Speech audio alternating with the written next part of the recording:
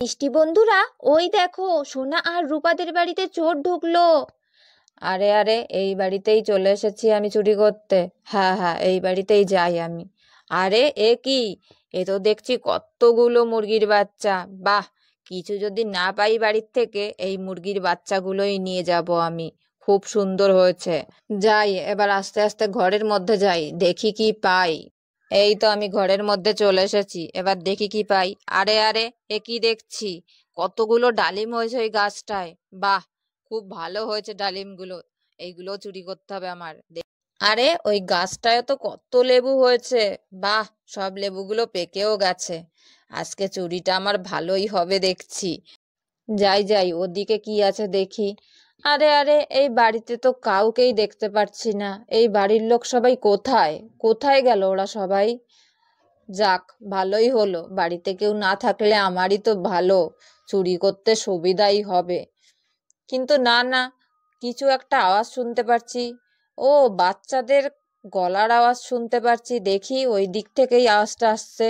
আরে, এ তো দেখছি অনেকগুলো বাচ্চারা একসঙ্গে বসে আছে। আরে বাহ, আজকে যে খারমুখ দেখে উঠেছিলাম আমি, একসঙ্গে 4টে বাচ্চা পেয়ে গেছি। এই বাচ্চাগুলোকেই চুরি করতে হবে আমার। এই বাচ্চাগুলোকে পাচার করে আমার অনেক টাকা হয়ে যাবে। আমার অনেক দিন চুরি করতে হবে না। যাই যাই, বাচ্চাগুলোর কাছে যাই আমি। এবার চোরটাকে দেখে রূপা চিৎকার করে উঠল, এই এই, কে তুমি? কে? আমাদের বাড়িতে কেন এসেছো? আমাদের কাছে কেন আসছো তুমি? এই মেয়ে, এই চুপ চুপ চুপ কর, একদম চুপ কর। দেখেছিস আমার হাতে কি? চুপ কর। কে তুমি? হায়, আমাদের বাড়িতে কেন এসেছো? তোমার হাতে, তোমার হাতে ওটা কি?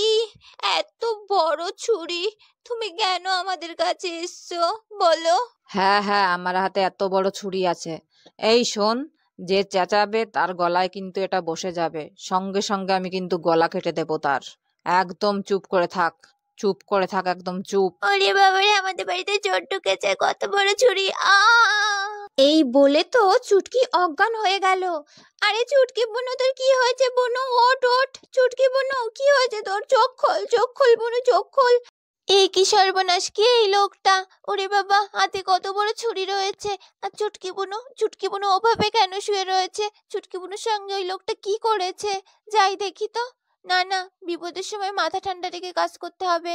ওই লোকটা আমাকে দেখার আগে তাড়াতাড়ি আমি কোথাও লুকিয়ে পড়ি। এবার রূপা বলল, চুটকি বুনু, ওঠ না, তোর কি হয়েছে বুনু? চোখ খোল, চোখ খোল বুনু। এই চোর, তুমি আমার বুনুর সঙ্গে কি করেছো? বুনু কেন চোখ খুলছে না বলো? কেন চোখ খুলছে না? তুমি খুব খারাপ, তুমি খুব বাজে। চুটকি দিদি, তুমি ওঠো না, ওঠো না চুটকি দিদি। চুটকি বুনু, তুই ওঠ না বুনু, কি হয়েছে তোর? ওঠ না।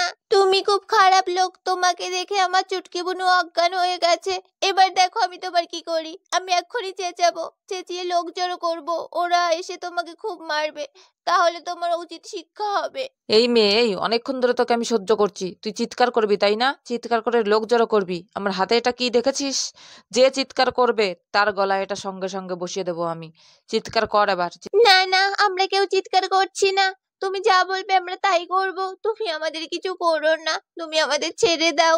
এবার চোরটা মনে মনে বলল, হা হা হা হা হা, আমি ছেড়ে দেবো আমি তোদের।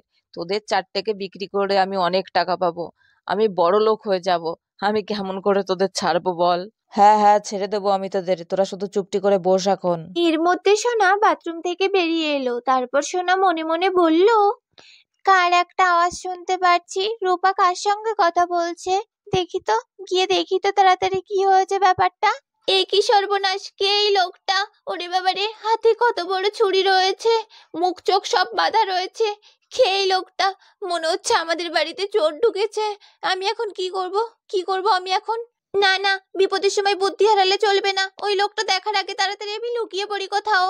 সোনা এবার লুকিয়ে লুকিয়ে চোরের সব কথা শুনছিল।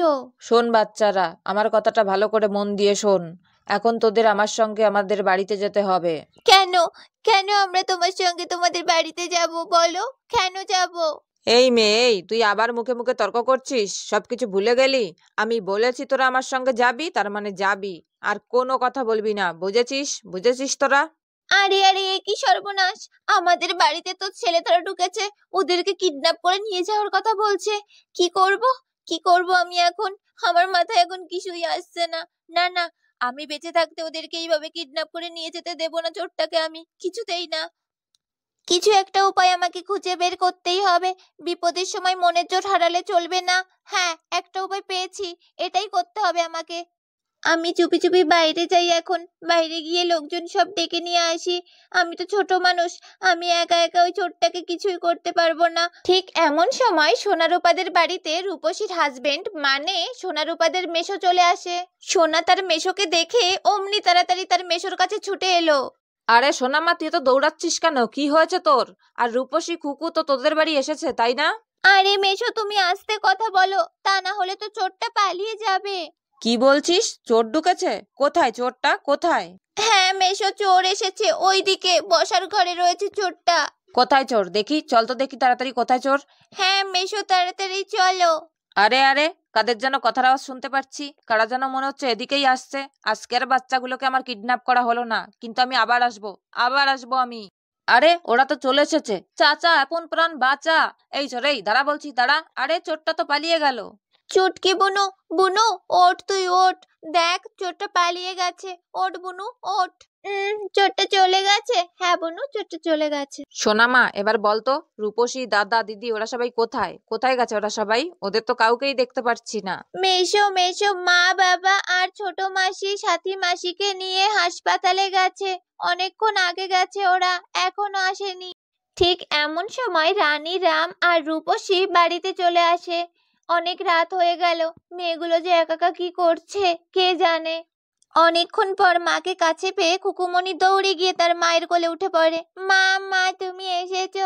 এতক্ষণ কেন ছিলে বাইরে? আমাকে ছেড়ে কেন ছিলে?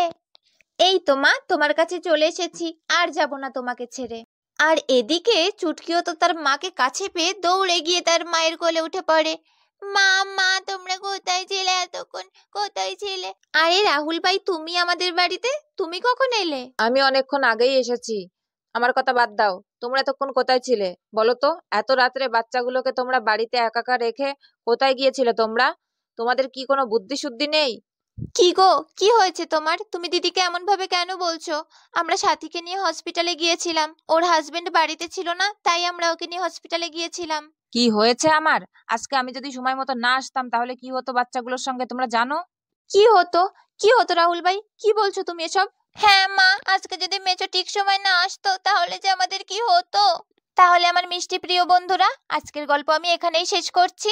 আমার এই গল্প যদি তোমাদের ভালো লেগে থাকে তাহলে প্লিজ আমাদের চ্যানেলটাকে সাবস্ক্রাইব করো। সবাই ভালো থেকো, সবাই সুস্থ থেকো, সবাইকে টাটা।